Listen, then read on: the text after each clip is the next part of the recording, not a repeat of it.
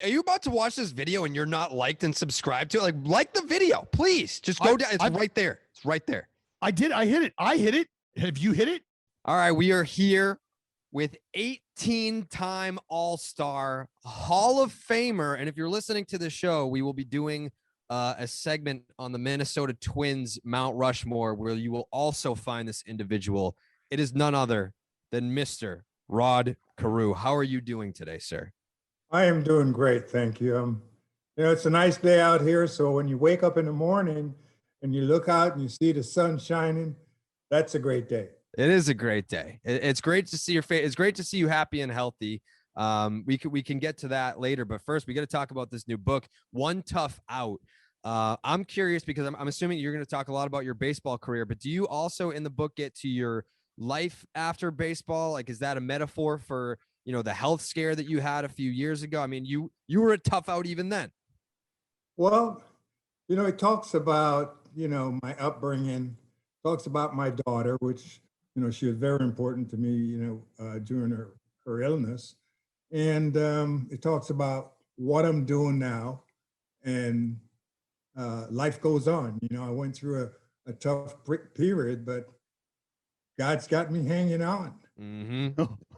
Well, there's no questioning that. And Mr. Carew, just getting a feel for where you've come from, the road you have traveled. You were quite literally born a traveling man. Part of the book that talks about you being born on a train, in a train car. I mean, when you think about where you started and how things started out for you and where you are now, during the time of reflection and writing this book, what were some of what was the fondest memory that you can remember? Because when you sit down to write a book, I'm sure you're thinking about a lot of stuff, but for you, What was that one thing you're like, you know what, this has got to be in there?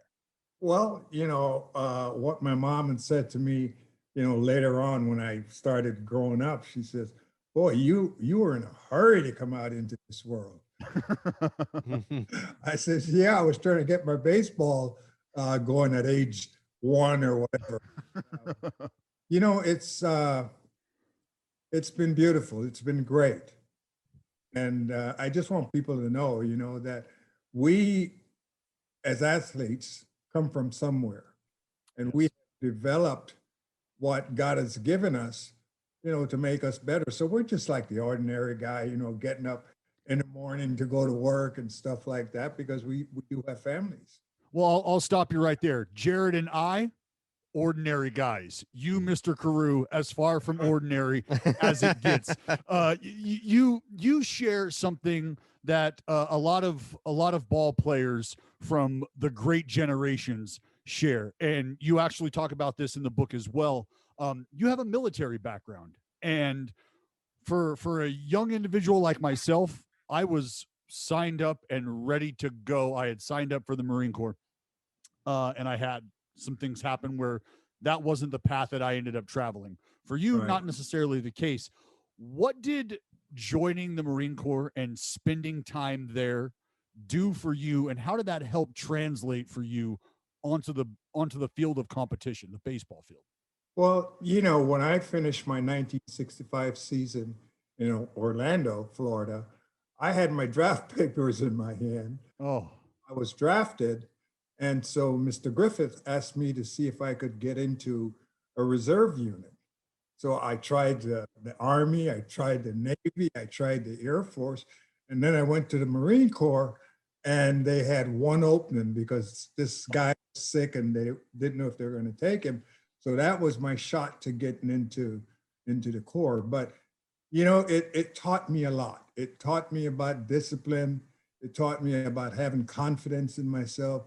It taught me about respecting people, that we're all the same. Some of us are just given different talents.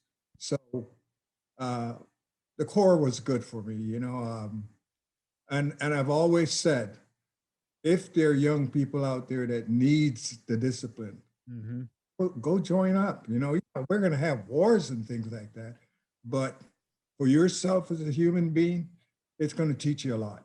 Love that. You talk about having talents.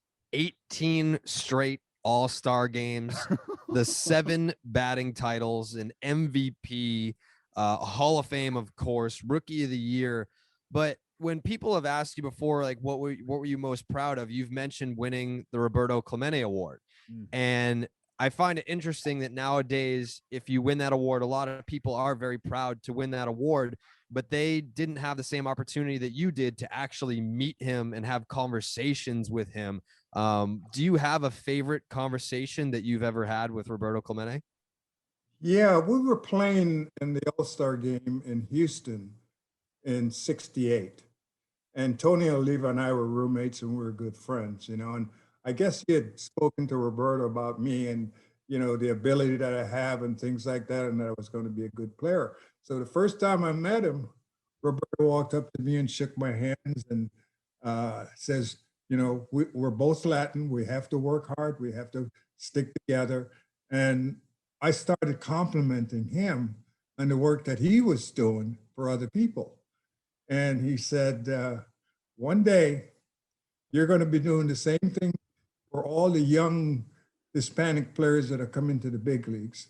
And I'd like you to take time and talk to them and make sure that they're on the right path to, you know, making something of themselves. So after that, we would talk occasionally, but he was a great man, you know. And that's why that's the first award that I show people when they come into my home, the Roberto Clemente Award, because it meant and still means a lot to me, because I enjoy doing work outside of baseball for different charities and things like that.